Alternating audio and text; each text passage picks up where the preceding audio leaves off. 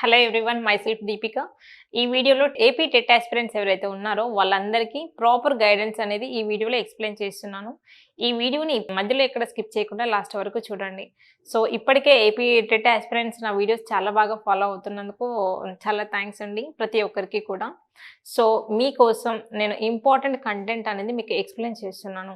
So మనకి syllabus copy నుంచి మనం ఎలా ప్రిపరేషన్ అనేది స్టార్ట్ చేయాలి, సో ప్రాపర్గా మన ప్రిపరేషన్ అనేది ఎలా ఉండాలి అనేది మీకు క్లియర్గా అర్థమయ్యే విధంగా ఈ వీడియోలో మీకు ఎక్స్ప్లెయిన్ చేస్తున్నాను. ఓకే, సో ఫస్ట్ నేను అర్థమెటిక్ అనే టాపిక్ తీసుకుంటున్నాను. అవునా, సో పేపర్ 1 వాళ్ళకి ఇది సిలబస్ అనేది. సో అర్థమెటిక్లో మనకి ఏంటి, ఇదంతా BODMAS rule, ratio and proportions, so మనకి profit and loss, discounts, simple and compound interest ఇవన్నీ కూడా మనకి సిలబస్ ఉంది. అవునా, దేంట్లో సెకండ్ చాప్టర్ అర్థమెటిక్ అనే దాంట్లో. ఓకే, మరి ఇందులో అన్ని క్వశ్చన్స్ ప్రిపేర్ అవ్వాలా అంటే అవ్వాలి, కానీ ఫస్ట్ మెయిన్ ఇంపార్టెంట్ టాపిక్స్ ఏంటి, ఏ ఏరియాస్ నుంచి మనకు ఎక్కువ క్వశ్చన్స్ వచ్చే ఛాన్స్ ఉంది. సో అలా చూస్తూ మన ప్రిపరేషన్ ఉంటే ఏమవుతుందంటే ఫస్ట్ 80% ఇంపార్టెంట్ టాపిక్స్ ఏవైతే ఉంటాయో అవి మాత్రమే కంప్లీట్ అయిన తర్వాత కొన్ని అన్ఇంపార్టెంట్ ఉంటాయి, అంటే మనకి ఎక్కువ క్వశ్చన్స్ అడగని టాపిక్స్ ఉంటాయి, అవి లాస్ట్లో చూసుకోవాలి అంతే తప్ప. సో నాకు ఖచ్చితంగా అర్థమెటిక్ అనే చాప్టర్ అయిపోవాలి, ప్రతి ఒక్కటి నేను చేస్తూ కూర్చుంటా అనేది అది అంత గుడ్ కాదనమాట. ఫస్ట్ మనకి ఇంపార్టెంట్, మనకి ఎక్కువ ఎలాంటి క్వశ్చన్స్ అడుగుతున్నారు అనే దానిపైన ఫోకస్ పెట్టాలి. సో అలా మన ప్రిపరేషన్ అనేది కంటిన్యూ అవ్వాలి. ఓకే, నేను సిలబస్ కాపీ చూసాను. ఓకే, ఈ సిలబస్ కాపీ చూసిన తర్వాత ఇవే టాపిక్స్ ఇప్పుడు కాస్ట్ ప్రైస్, ఇప్పుడు ప్రాఫిట్ అండ్ లాస్ అనేది డిఫరెంట్ క్లాసెస్లో మనకు ఒక్కొక్క రకంగా ఉంది. అంటే కొన్ని సింపుల్ క్వశ్చన్స్ ఉన్నాయి, కొన్ని ఏమో హై లెవెల్ క్వశ్చన్స్ ఉన్నాయి. మరి పేపర్ 1 వాళ్ళు ఎలా ప్రిపేర్ అవ్వాలి, 2 వాళ్ళు ఎలా ప్రిపేర్ అవ్వాలి, మనం టెట్కి ప్రిపేర్ అవుతున్నాం, డిఎస్సికి ప్రిపేర్ అవుతున్నామా, ఇంతకీ టెట్కే కదా. సో టెట్కి ప్రిపేర్ అవుతున్నప్పుడు టెట్ స్ట్రాటజీ ఏంటి, ఎలాంటి క్వశ్చన్స్ అడుగుతారు, మనం ఎంతవరకు ప్రిపేర్ అవ్వాలి, ఈ క్లారిటీ అనేది ఉండాలి కంపల్సరీగా. ఎలా పడితే అలా ప్రిపేర్ అవుతే జాబ్ అయితే రాదు, క్లియర్గా చెప్తున్నాను. ఓకే, సో మీకు ఈ క్లారిటీ కోసం నేను క్వశ్చన్స్ అనేది కొన్ని మీకు డిస్ప్లే చేస్తాను, ఎలా ప్రిపేర్ అవ్వాలి ఏంటి అనేది. ఓకే, ఫస్ట్ క్వశ్చన్ మనకి ఎలా ఇస్తాడో, the cost price of queue books is 25Q. ఇది చూడండి, క్వశ్చన్ని అబ్జర్వ్ చేయడం అనేది చాలా ఇంపార్టెంట్. మ్యాథ్స్లో ఉన్న లాజిక్ ఏంటి తెలుసా, క్వశ్చనే అర్థం చేసుకోరు చాలామంది. క్వశ్చన్ అర్థం చేసుకోక ఆన్సర్ వరకు వచ్చి ఆన్సర్ దగ్గర చాలా టైం స్పెండ్ చేస్తారు. సో వాళ్ళకి క్వశ్చనే సరిగ్గా చదవని వాళ్ళకి ఆన్సర్ ఎక్కడి నుంచి కరెక్ట్ ఆన్సర్ వస్తుంది, రాదు కదా.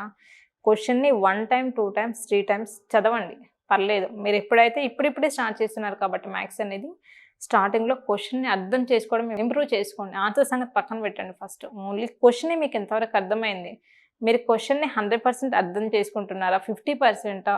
అసలు ఒక క్వశ్చన్ని చూడగానే మీ వే ఆఫ్ థింకింగ్ ఎలా ఉంది, దాన్ని మనం ఒక క్వశ్చన్ని మనం డిఫరెంట్ మెథడ్స్లో చేయొచ్చు. మ్యాథ్స్లో మనకు అన్ని ఆప్షన్స్ ఉంటాయి. అవునా, ఒక ప్లేస్కి వెళ్ళాలంటే మనకి ఎన్ని రూట్స్ ఎలా అయితే బయట ఉంటాయో మ్యాథ్స్లో కూడా డిఫరెంట్ ఫార్ములాస్ ఉంటాయి, డిఫరెంట్ మెథడ్స్ ఉంటాయి. ఓకే, మనం ఏ మెథడ్ ఫాలో అవుతున్నామో, మనం స్కూల్ మెథడ్ ఫాలో అవుతున్నామా, ట్రెడిషనల్ మెథడ్ అంటే స్కూల్ మెథడే కదా, ఆ మెథడ్ ఫాలో అవుతున్నామా, లేదంటే మనం కాంపిటేటివ్ ఫీల్డ్లో ఉన్నప్పుడు షార్ట్ కట్స్ ఎలా ఫాలో అవ్వాలి, ఎంత ఫాస్ట్గా చేయాలి. అందరూ చేస్తారు ఒక క్వశ్చన్కి ఆన్సర్ అనేది, టైమింగ్ ఎవరైతే మేనేజ్ చేస్తారో వాళ్ళకి మాత్రమే రిజల్ట్ ఉంటుంది. నేను క్లియర్గా చెప్తున్నాను, టైం మేనేజ్ చేసుకోకుండా ఒక్కొక్క క్వశ్చన్ పైన 5 minutes 10 minutes కూడా కొందరు స్పెండ్ చేస్తారు. ఎందుకంటే అరే నాకు ఈ క్వశ్చన్ తెలుసు అని మనసు ఒప్పదనమాట క్వశ్చన్ని వదిలేయడానికి. ఇవన్నీ కూడా మీరు ప్రాక్టీస్ ద్వారా మాత్రమే అవాయిడ్ చేయగలరు. సో మీకు క్లియర్గా ఎలా ప్రిపేర్ అవ్వాలి, ఒక టైంకి ఒక క్వశ్చన్కి ఎంత టైం స్పెండ్ చేయాలి ఏంటి అనేది మీకు బెస్ట్ మెథడ్స్ అనేది నేను ఎక్స్ప్లెయిన్ చేస్తాను. చూడండి, ఈ వీడియోని లాస్ట్ వరకు చూడండి. Okay, the cost of queue books is 25Q, then the cost of each book is. అవునా, ఈ క్వశ్చన్ చెప్పడానికంటే ముందు మీకు చిన్నగా ఒక చిన్న లాజిక్, మన రియల్ టైం ఎగ్జాంపుల్ అనేది చెప్తాను. అవునా, ఒక చిన్న పెన్ ఉందండి.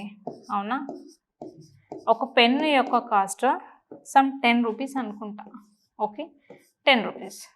మనకేమంటున్నాడు, ఒక పెన్కి 10 rupees అయితే, ఫర్ ఎగ్జాంపుల్ నా క్వశ్చన్ ఏంటి, 20 pensకి కాస్ట్ ఎంత, 20 pensకి కాస్ట్ ఎంత అని నేను అడుగుతున్నప్పుడు ఏం చేస్తా, ఈ 20 into 10 చేస్తేనే కదా నాకు వాల్యూ వచ్చేది. 20 pence కాస్ట్ ఎంత అంటే ఈ 20 మనకి ఏదైతే అడుగుతున్నాడో అది into 10, this is equal to what, 200 rupees అని చెప్తున్నాం. అవునా, 200 rupees అని చెప్తున్నాం. అంటే ఇదే క్వశ్చన్, ఇదే కాన్సెప్ట్ని మనకి పేపర్లో 2 వేస్లో అడగొచ్చు. ఫస్ట్ ఏమంటాడు, ఒక పెన్ కాస్ట్ ఇచ్చి 20 పెన్స్ కాస్ట్ ఎంత అంటే ఏం చేస్తాం, దీన్ని మల్టిప్లై చేస్తే మనకు 200 రూపీస్ వచ్చింది. అవునా? లేదు, ఇలా కాకుండా మనకి క్వశ్చన్ ఇంకో వేలో ఇవ్వచ్చు. ఎలా ఇస్తారు చూడండి. ఇది 1 మెథడ్. కాన్సెప్ట్ ఒక్కటే, ఈ పెన్నుల గురించే, కాకపోతే అడిగే విధానం అనేది సెకండ్ వేలో ఎలా ఉంటుందో చూడండి.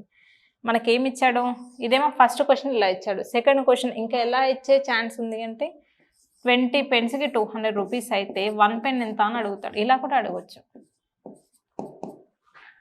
20 పెన్స్కి 200 రూపీస్ అయితే క్వశ్చన్ ఏంటి, 1 pen cost equal to how much. అవునా? క్వశ్చన్ ఎలా అయినా అడగొచ్చు. ఇలా ఇచ్చినా మనం చేసే విధంగా ఉండాలి. ఇలాంటప్పుడు ఏం చేస్తాము, ఈ 200/20 చేస్తేనే కదా నాకు 10 రూపీస్ వచ్చేది. ఈ 200/20 చేస్తే నాకు 10 రూపీస్ వచ్చింది. అవునా? సేమ్ ఒకటే కాన్సెప్ట్ 2 డిఫరెంట్ వేస్లో అడుగుతున్నాం. ఫస్ట్ వేస్లోనేమో 1 పెన్ ఇచ్చాడు, 20 పెన్స్ ఎంత అని అడిగాడు. సెకండ్ దాంట్లో 20 పెన్స్ ఇచ్చాడు, 1 పెన్ ఎంత అని అడుగుతున్నాడు. 1 పెన్ ఎంత అన్నప్పుడు టోటల్ బై మనకి ఎన్ని పెన్స్ అయితే ఇచ్చాడో అది చేసాం కదా. ఇక్కడ క్వశ్చన్లో ఏమి ఇచ్చాడు, పీలు క్యూలు ఇచ్చినంత మాత్రాన కన్ఫ్యూజ్ అవ్వాల్సి లేదు. కాన్సెప్ట్ ఇదే. వాళ్ళు పీ అన్న ఇవ్వనివ్వండి, ఎక్స్ అన్న ఇవ్వనివ్వండి, ఇంకేదన్నా ఇవ్వనండి, కాన్స్టెంట్ అనేది లాజిక్ ఏంటి, మనకేం అర్థమైంది అనేది అదే ఇంపార్టెంట్ అనమాట. ఓకే, ఇక్కడ చూడండి, ఒక్క పెన్ కాస్ట్ ఇవ్వలేదు. ఇక్కడ ఒక బుక్ కాస్ట్ ఇవ్వలేదు. బుక్స్ కాస్ట్ 25 అన్నాడు. అంటే ఒక బుక్ ఏమవుతుంది, 1 బుక్ ఎంత అన్నప్పుడు ఏం చేస్తాము, ఈ 25Q/Q చేస్తాం కదా.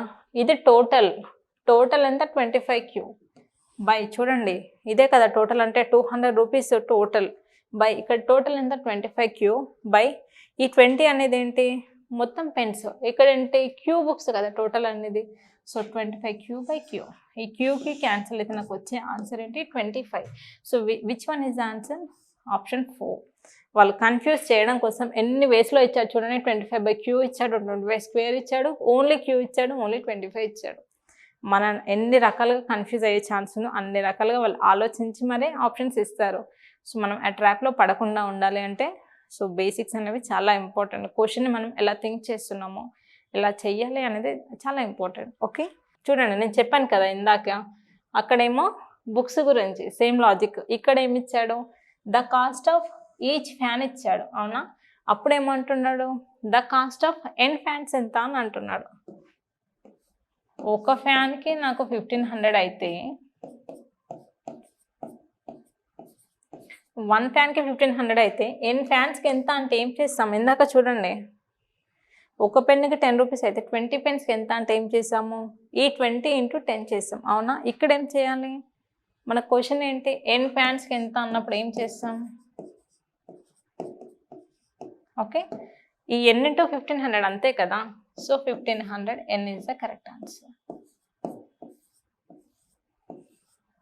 1500 n which is the correct answer. చూడండి, మనం కన్ఫ్యూజ్ చేయడానికి బై n కూడా ఇచ్చాడు, ఇంటూ n కూడా ఇచ్చాడు. ఏది చెయ్యాలి అనేది మనకు క్లారిటీ ఉండాలి.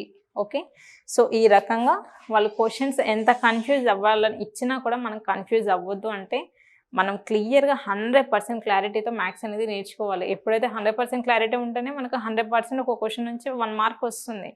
డౌట్ఫుల్గా 90%, 80% కరెక్ట్ ఏమో అనుకుంటే ఖచ్చితంగా ఆన్సర్ రాంగే అవుతుంది, మీకు మార్క్ అనేది రాదు. సో నేను మ్యాథ్స్ ఆన్లైన్ క్లాసెస్ అనేది 100% క్లారిటీతో టెట్ ఆస్పిరెంట్స్ ఎవరైతే ఉన్నారో వాళ్ళందరికీ కంప్లీట్గా క్లియర్ కట్గా ఏ క్వశ్చన్ పైన అసలు మీకు డౌట్ అనేది లేకుండా ప్రతి క్వశ్చన్ విత్ క్లారిటీతో నేను మీకు క్లాస్ అనేది ప్రొవైడ్ చేస్తున్నాను.